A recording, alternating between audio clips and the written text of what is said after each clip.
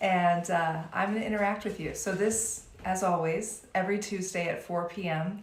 Pacific Standard Time, I get on my website and I do a live stream, and I usually have a topic of interest.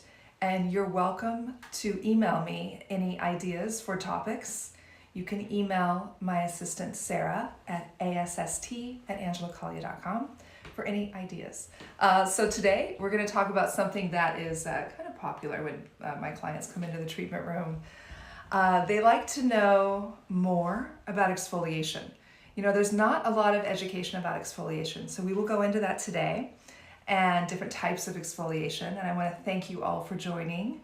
I would love for you to type in what city you're in. This is interactive, so I want to know where you are right now. Type in what city you're in, and feel free to ask me questions while I'm talking. I will multitask. Let us know where you are watching from. All right, so let's go ahead and, I don't know if many of you know me. We might have some new people here. I'm Angela Caglia. The G is silent, like lasagna. I have been an esthetician for 28 years. Yes, I just turned 51 years old. And it's really not that bad. It's even better. I'm so far really enjoying my 50s because growing up, of course, I thought 30s was old. Now I'm 51. And as long as you take care of yourself and you're healthy and you're happy and you're using skincare that is actually skincare, which we'll talk about, and your lipid barrier is in good shape and it's not sensitized, and you're not chasing that train of, oh my God, I need to look 25 when you shouldn't look 25 because you are middle-aged. And I want women to be able, and men, to be able to be proud to say their age. So recently I was on a podcast and I had just turned 50, this was almost a year ago, and her comment back was like, oh, 50 is the new 30. And I said, no, 50 is the new 50. Let's embrace 50. What's wrong with 50? So let's just embrace our age. It's just a number. And let's talk about now together how you can age better. So feel free to ask me any skincare questions while we are doing this. But I want to talk about exfoliation. Now, when I get a new client in my treatment room, I take the diopter lens. It magnifies their skin about 10 times. Cover their eyes because it's very bright. And it's a very vulnerable moment. So any of you who have received facials, it's like that moment when the esthetician brings a bright light, covers your eyes, and you know that she's seeing every little pore and everything with your skin. It's kind of a vulnerable moment. So I always mention a positive about the skin the moment I look into their skin, because it is quite invulnerable to have someone look at your skin like that. And then I go into what I want to address and how we want to help their skin during this treatment and how we can prepare them to basically maintain what we're about to do in there. And one of those things would be exfoliation. So the first thing I ask when I'm looking at that lens, looking at their skin, I'll ask, how often do you exfoliate? Because I'll look and I'll see something, and it's a leading question. I'll say, how often do you exfoliate? And I can tell when they never exfoliate, and they'll say, oh, 2 times a week. And I know that. But I can also tell when they're not exfoliating too much and their skin is in optimal condition. Less is more approach. Those are the clients with the most gorgeous skin. So we're going to talk about exfoliation and different types. So there's a physical exfoliation or there's a chemical exfoliation. Now, being I'm an esthetician of 28 years, I prefer chemical. You're like, well, wait a minute, she's a clean beauty facialist. Why would she prefer? Acids are derived from natural sources, and I prefer acids because my whole philosophy to aging better and to having clear skin, whether you're young or old, having clear skin is protecting and nourishing your lipid barrier. Now, protecting it also means protecting it from some physical exfoliation, because some physical exfoliation, like seeds, for example, apricot scrubs, remember those back in the day? St. Ives, I think. Anyway, they're still out there. Or cleansers that have pieces of walnut shells in them. When you create as a manufacturer a product like that, because remember I am now not just an esthetician, but I work with my chemist as a formulator. So when you create skincare that has seeds, in order to cut those seeds, you can't cut them perfectly spherical. You can't. So if you are massaging into your skin the jagged edges, the micro tears can happen on your skin, especially if you have any capillary fragility here. So I steer my clients away from physical exfoliants unless they're perfectly spherical, like jojoba beads, for example. Those are fine. So, actually there was a woman I worked on recently where she had very sensitive skin. Literally, like she had broken capillaries and very sensitized, and that was just her genetic makeup. She was in her 50s.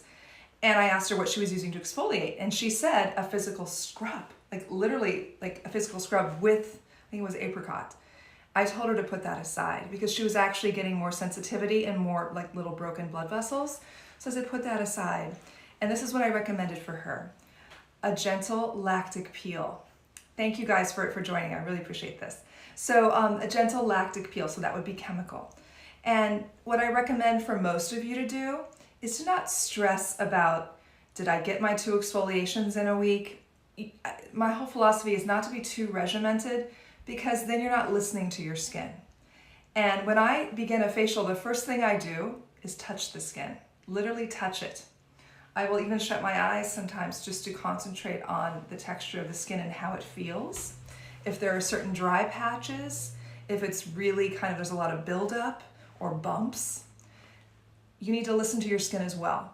So when you look in the mirror one morning and you see that your skin is dull and lackluster, and you really just want to feel a little prettier, exfoliation is a fabulous way to do it. So, in terms of chemical exfoliants, I love ones that are serums, and I prefer that than the toners, because you need to be careful of the toners as well. Some of them are really good, and if you happen to have acne, if you're acneic, the toner with the salicylic acid would be the best for your skin type, salicylic and glycolic. So some of the toners have a lot of that, and that would be more, suited for your skin type. But if you're like me and I'm in my 50s, it feels weird to say, I don't want to use those toners every day. Some of the directions on those toners, they're not toners, by the way, wink wink. Those are exfoliant peels.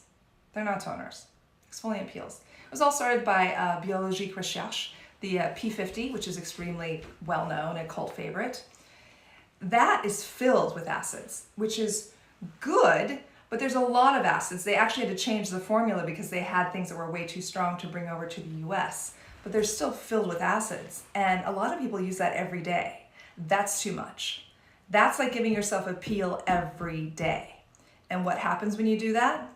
The first few times, your skin looks amazing. Why? Because your skin has so many dead skin cells. And we'll talk about the cycle and how it changes as you get older as well. They don't slough off as much, so you do need to go in there and do your own exfoliation. But if you're using something really strong like that every day, the first couple times your skin is fabulous. And I did this myself. I'll tell you my example. I did buy it, and the first time I used it, I'm like, wow, I get it. I get it why everyone loves it. And then the second day, yeah, same thing. But I'm telling you, like the third or fourth day, all of a sudden my skin was bright red. And then I didn't use it, and I stopped because my skin was bright red. It's embarrassing when you're an esthetician and you go in to give a facial with bright red skin. So I knew it wasn't right for me. But then of course I wanted to try again because everyone's talking about it. So I grabbed it again in my cabinet. This was a couple of years ago. And I used it again. Again, my skin was extremely bright red. So it just didn't work for me, and it's a lot of acids. So it's basically a peel. So we all need to remember that. And there's a lot of other brands, being the excitement of Biologique Recherche and how everybody wanted it. They kind of duped it basically. And some are not as expensive as the Biologique Recherche, but they duped it. And it says toner. We think of toners as something different. So it's a peel, and you have to be very careful not to use it very much. And again, listening to your skin. If you use it and all of a sudden your skin was red like mine, or sensitized, or flaking, you've probably gone a little too far. So what I recommend is to go to your esthetician once a month and get like a 30% peel, like a lactic peel, a mix of peels. But you should go in and get it professionally done, and then just do some very minimal maintenance once a week at home with like a lactic serum. Good Genes has a very nice lactic serum. I do recommend that to my clients. But it's important that you just listen to your skin and know that you don't have to exfoliate all the time. We're over exfoliating. And if you're watching right now, I'll bet you're over exfoliating. Most of you are. So let's just talk about kind of the process of our own bodies. And remember, our skin is our largest organ. It's an organ, like your heart, your liver, it's an organ. So being it's your largest organ, when you are like 4 or 5, your skin cells naturally exfoliate like every 4 or 5 days, like boom. And that's why they look so gorgeous, you know, the 4 or 5-year-olds. Their skin is beautiful and perfect. But as you get older, that process slows down, just like everything slows down. Your sebum production slows down. That's why we'll get into the skincare in a moment, which will help to push that back into your skin. We've pinned the souffle. This is a live stream shopping, so feel free to go ahead and start shopping. Thank you guys. Can you hear me? Yes, you can. Good. So basically, it's just, you need to listen to your skin and look at your skin and just know that you don't need to exfoliate a lot. And let me know that everyone can hear me okay as well. Okay, so what happens is when you're young, 3 or 4, it's quite quick. It's every 3 or 4 days. As you get older in your 20s, it's about every 21 days where your skin cells will shed and replace themselves. And it does all the time. So if you never wanted to exfoliate, you're fine, by the way. So as you get older, 40s, 50s, it's longer. It's like every 35 days. So that means you have an accumulation of dead skin cells, which means your skincare isn't quite going in as well as you want it to be, and you don't quite have that glow. Your skin could be more dull, okay, and lackluster, and your fine lines and wrinkles could look more pronounced. So my philosophy is a little each day in whatever you're using, meaning not using all the strong peels that sensitize your skin. There's a trend called I think it was a German New York, a female, I think it was Dr. Whitney, did this whole like Instagram or TikTok on skin cycling, which if you first listen to it, it makes sense. She's saying, okay, use your retinol, use your peel pads, then take 2 days off. Don't put anything on your skin. And then come back and use your retinol and your peel pad. I disagree with that entirely, because what you're saying is use this stuff that's going to really sensitize your skin and then wait till your skin can heal itself and then just go do it again. Okay, that is not good for aging. So what I do with my skincare, and I have a new product I'll be launching in January. There's a tease, that was it. It's not going to be in this jar. This is a lab jar. But in this new product, I have a lot of anti-aging ingredients, but also there is a hint of exfoliation. So you can do this on a regular basis to where you're not able to, you know, you're not going to be in that, oh, did someone say no sound?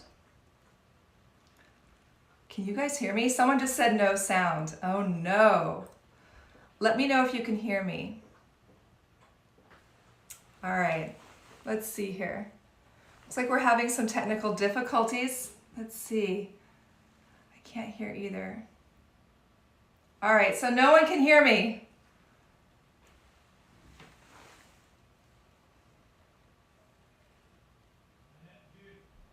All right, let me try and fix this.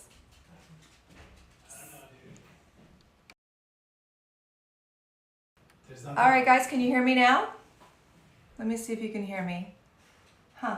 Would you get on your phone and try and listen? Yeah, it's intermittent. Okay, I hope we're okay here. We're talking good stuff here. Yeah, I can hear you. Okay, all right, can you guys hear me now? I hope you can. All right, so we were just talking about how as you age, your skin cells, they shed. It takes longer. It looks like this did not work out. No one can hear me, and I don't know why. All right, I'm so sorry. We're gonna redo this. Come back at 5 p.m. 5.